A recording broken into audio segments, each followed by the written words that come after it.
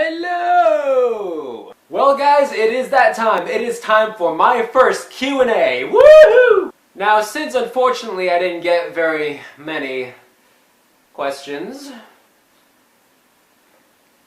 I'm gonna have this set up a certain way because I got a couple of questions that were about myself in general, and then I got a bunch of questions that are about Star Wars because I am a huge Star Wars fan. If you know me outside of this YouTube channel, then you know I am probably one of the biggest Star Wars nerds around this area. Yeah, I said it. But anyways, let's cut the crap and get started. I'm going to be answering the questions about myself first. So, Zachary Chick asks, what inspired me to do movie reviews? Well, Zach, there were a couple of things. First of all, a couple years ago, about 3 or 4 years ago, I stumbled across a certain guy named Nostalgia Critic. And besides the fact that I just found him absolutely hysterical to watch, his jokes are completely just... I also found his in-depth reviews on movies very, very interesting and very fascinating. And so from there, I started to find other movie critics like Chris Stuckman, Jeremy Johns, John Flickster, Charlie from Emergency Awesome. And I watch their videos pretty much every single day. I'm not kidding, I watch them every day. Because there's always something new, there's always something to watch, and even if it's an older video, maybe I haven't seen it, I'll give it a watch anyway. Maybe I've seen it 1,000,000 times, I'll watch it anyway. Anything that I can do to help myself review movies better is something I'm gonna invest myself in very much. But anyways, great question, Zach. Sean Smith asks, what is my favorite movie? What movie excites me the most that is coming out in the future? Well, to be honest, it is really very hard for me to pick out just one movie that I would rank above everything else, so I'm going to give you my top 3 favorite movies. Starting off with number 3, Captain America: The Winter Soldier. I did a review on that one a couple of weeks ago, and if you want to know why it's my favorite movie, or one of my favorite movies at least, go ahead and watch that and you'll see why. Number 2, Dragon Ball Z: Battle of the Gods. Now, I am a huge Dragon Ball Z fan, so you can't even imagine how excited I was to find out that we're getting a new movie. Something that would retcon all that bullcrap with Dragon Ball GT, which is just... And it is a great movie, which I will be doing a review of next, actually, so stay tuned for that. Number 1, all of Star Wars. Star Wars in general. Everything. Anything and everything Star Wars. I can't say much more than that. Star Wars! Now, as far as a movie that's coming out in the future that I'm really excited about, definitely Star Wars Episode 7, The Force Awakens. I have been waiting for that movie for about 1.5 years now, ever since I first heard that they were making it. I am so stoked for that movie. It's coming out next month, and I am ready. My tickets are bought. And now, actually, all the next questions that I'll be answering are about Star Wars. Go figure. David Gramillion gave me a 3-part question, starting with number 1. Regarding the sequel trilogy, who is Snoke? Is that even his real name? Is that even a him? Could be a her?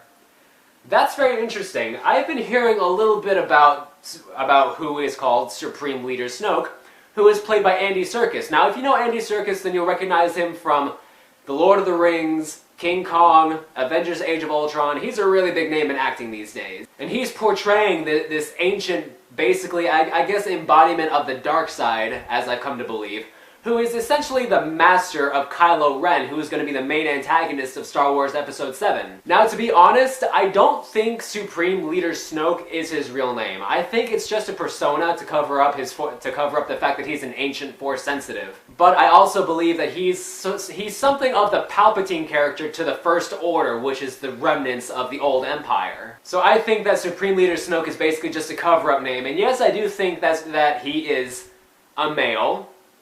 Could be a female, but if he's being played by Andy Serkis, then I don't think he's going to be a female, but you never know. Regarding the prequel trilogy, why was the prophecy glanced over? It was mentioned in The Phantom Menace as this huge deal, but then barely referenced ever again. Well, David, regarding that, I don't really have any real explanation for it. The best that I can chalk it up to is crappy writing. I mean, that's the best that I got.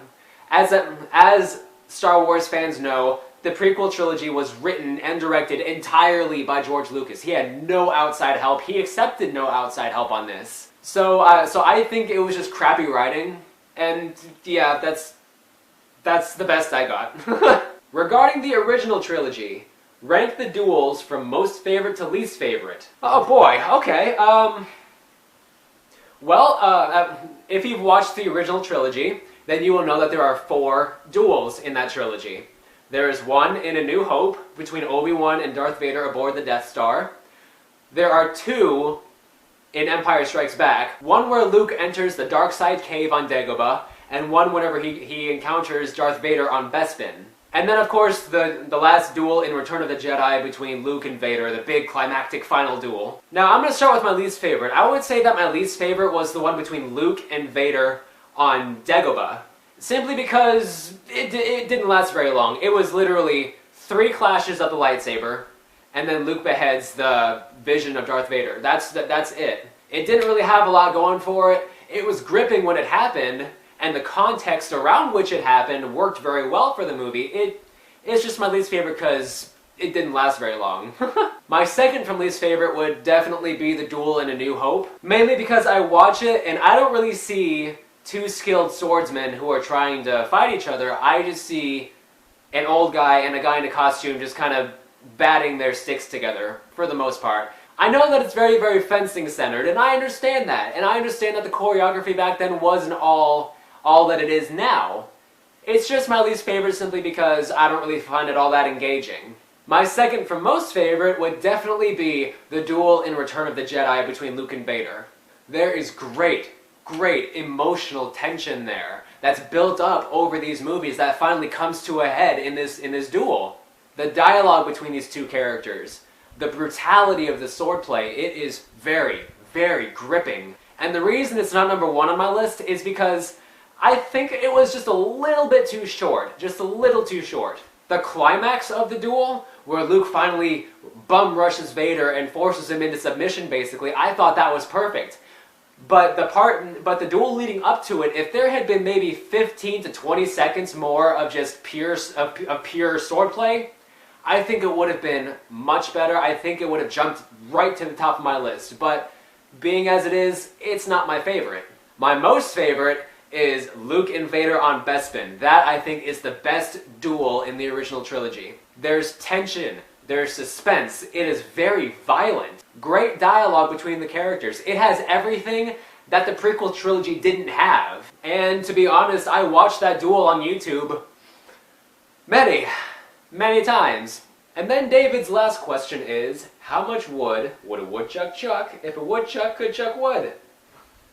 7. Alright, moving right along. Thanks for the questions, David. Those were really good. Connor Simmons asks, what's your favorite animated Star Wars series? Droids, Ewoks, Clone Wars, The Clone Wars, or Rebels? Well, I'll be perfectly honest, I have never seen Droids or Ewoks. I just never saw them. But I have seen the Clone Wars micro-series. I have both of them on DVD, actually. I've also seen, I think, the first 3 or 4 seasons of The Clone Wars, which I thought were great. But Rebels right now is probably my favorite animated series. Partly due to the fact that I have been following it since it premiered, but also because I find that its characters are so fleshed out, so realistic, and so believable that I'm very, very engaged and invested when I watch this show. It has an immersion factor that the rest of them just really don't have. It basically has the great character development of the original trilogy, combined with the great dueling of the prequel trilogy, combined with everything that I love about Star Wars I see in Rebels. And it makes the wait for The Force Unleashed a lot easier. Adam Belling asks, what do you know about the Republic before the Republic? What are some other organizations, besides Sith and Jedi, that you think may come up in the new Star Wars movies, comics, TV, etc.? What do you think of the Jedi, Sith, and Grey Jedi, and why? Well, to be honest, I don't really know a whole lot about the Republic before the Republic. I'm not going to get into a debate about canon, what is canon, what isn't canon. I don't care about that. But my knowledge of the Star Wars timeline really only goes so far back as maybe, Revan, Exar Kun, Ula Keldroma, and all those people. I don't really know anything beyond that. I know from there forward. So I don't really know much about the Republic before the Republic. That's just not something I ever really looked into. As far as organizations that might come up in the new movies and basically new canon, besides the Knights of Ren, I would love to see more dark side factions. I would love to see more, not necessarily light side factions, but I would love to see Force users that aren't Jedi, that do good but aren't Jedi. And as far as what I think of the Jedi, Sith, and Grey Jedi, I don't really have an opinion on the Grey Jedi for the most part. You know, but people talk about them. I don't know if they're ever referenced in the established canon. I don't know if they're ever referenced at all, to be honest with you. But you know, if people like them, then they like them. It's not really something that I have ever really thought of or looked into. They're just kind of there, and they're cool. You know, the concept behind them is cool. That's really it. As far as the Jedi and Sith, though, I am definitely more of a Sith sympathizer than the Jedi. The Sith definitely have more of a tendency to get things done than the Jedi do. Rather than just sit around and meditate and talk in council meetings and stuff, the Sith actually go out and kick some ass and do what they have to do to get the job done. And the Jedi have kind of constrained themselves to just being emotionless robots for the most part, whereas the Sith rely on their emotions to do what they need to do. They rely on their inner feelings and their passion for the most part to kick ass. Javon Houghton says, "Do you think Supreme Leader Snoke is really Darth Plagueis?" No, I don't think that he is Darth Plagueis. I believe that Darth Plagueis is dead, as Palpatine said in Revenge of the Sith. I would love to see some kind of Darth Plagueis reference in the new canon. I would love to see maybe, you know, a standalone movie or a new book or something about him that is canon. But as of right now, I'm pretty sure that Darth Plagueis is dead.